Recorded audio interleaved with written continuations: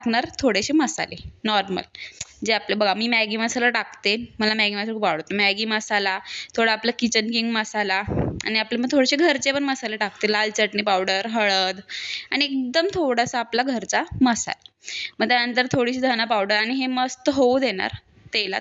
थोडंसं तेल सुटलं की आपण ह्यात टाकणार पाणी, म्हणजे आपली ग्रेव्ही होईल मस्त घट्ट तयार. मग ही ग्रेव्ही अशी शिजता थोडीशी शिजली की मग ह्यात आपण दही टाकणार.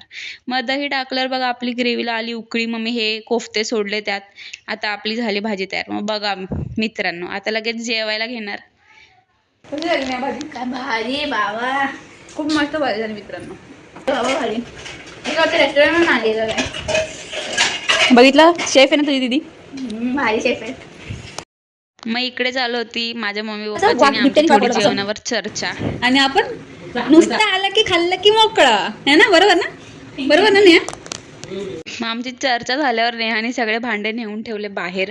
मम्मी मस्त झाडू मारला आणि मम्मी पप्पा नेहाचं वर आथरून दिलं आथरून टाकून मस्त दिलं. त्याच्यानंतर मग आम्ही गेलो खाली आथरून टाकल्यावर. मग तेवढ्यात पप्पा बोलले की फॅनची हवा जरा कमी लागते. मग पप्पा कॅपॅसिटर बदलायला. बघा आम्ही दोघी बहिणी मस्त पकडत होतो. पप्पानी बदललं कॅपॅसिटर, हिने लावले लेक्चर. आता झोपायची तयारी. चला.